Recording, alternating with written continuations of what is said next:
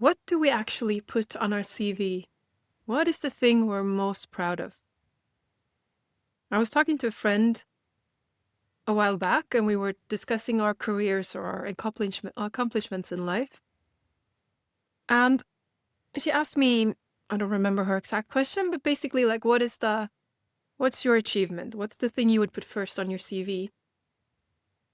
And I remember thinking through like, oh, what about my degrees and projects I've done, and what about the podcast and clients and stuff? And I realized that no, the one thing that I'm mostly proud of, that I want to put on top of, like, um, this is my accomplishment. This is the prime thing that I've achieved. And that's love, receiving love and giving love. And it might sound so odd when I say it, because it's usually not something that we even think about as an accomplishment. And I'm not saying that I've achieved mastery in it, that I don't fail at giving love or receiving love when it's offered. Perfection is not really interesting. What's interesting is, where do I aim my boat? What does my compass point to? And am I willing to put receiving love above of my own pride, receiving love above an agenda to be right? Can I acknowledge when I make mistakes and apologize for them, even though it feels uncomfortable? Because it's in the service of love.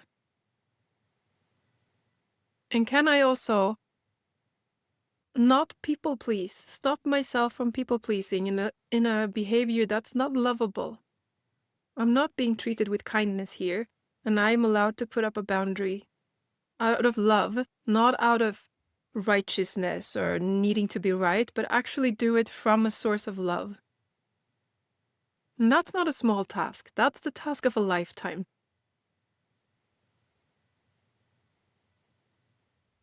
And one might say that while giving and receiving love is the most human thing, and maybe it is, but for a lot of us, myself included, growing up, being bashed around by life, allows us to put up this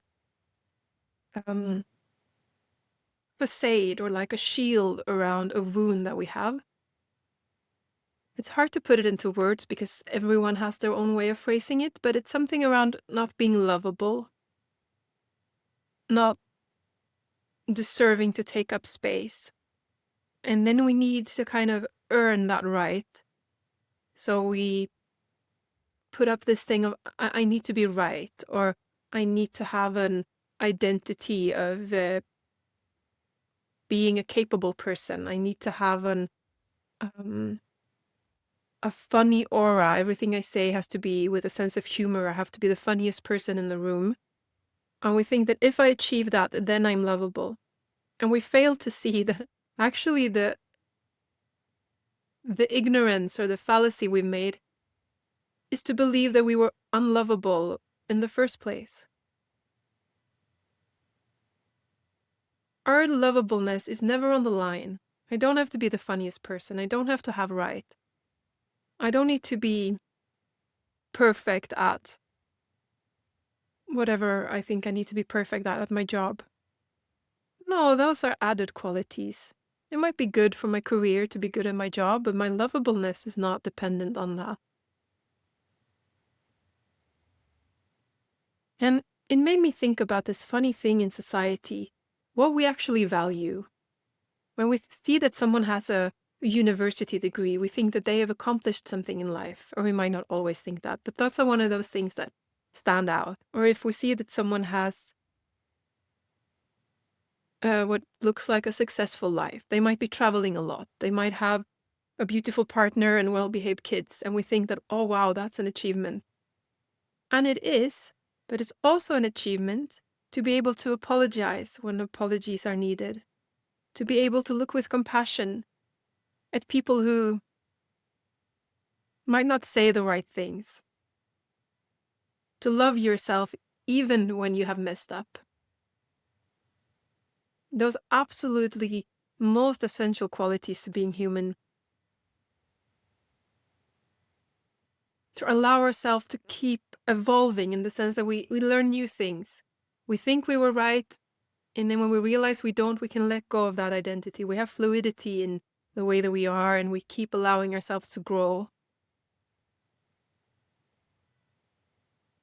Not withholding love out of fear of rejection, not withholding love because we're not sure it's appreciated. But love for the sake of love, and make sure you receive it without doubt if you're worthy of it. And tearing down those walls, for myself, is the biggest accomplishment of my life. And it's a journey I'm still on, far from perfection. Something that used to be a bit abstract for me, I think, has all of a sudden become the center of my orientation.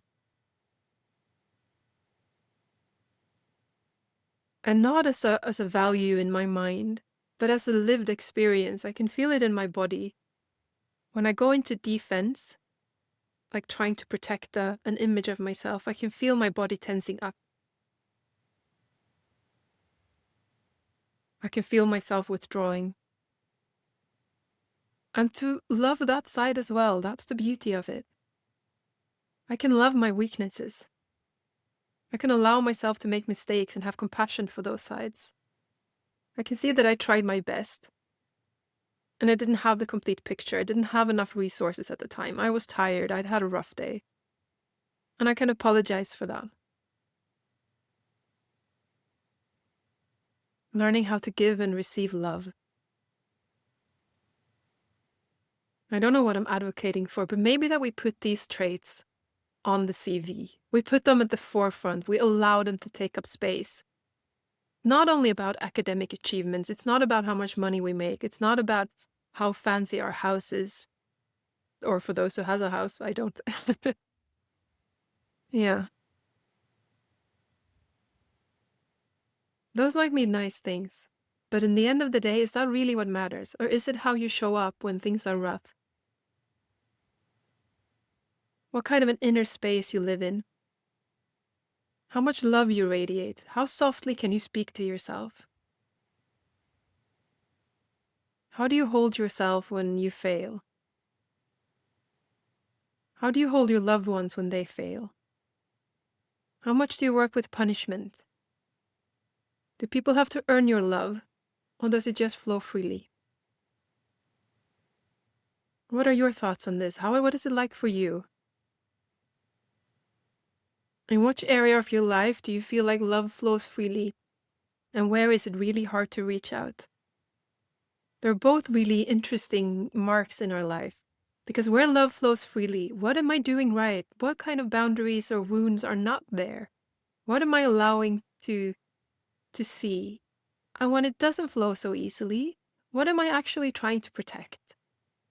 Is it something that's worth protecting in that sense? And am I giving myself as much love as I give to other people? Because this is a fallacy. It's easy to think that if I suppress myself and I give love, then I'm a loving person. Well, you are, but you're missing a very vital person, a very vital nourishment ground. If you give more love to other people than you give yourself, you have an area to be curious about. Giving love from a container that doesn't get nourished will eventually drain you, and it will build resentment. Love. Can't really bypass that. Can't cut that out of our lives. Such a life force, so central to us.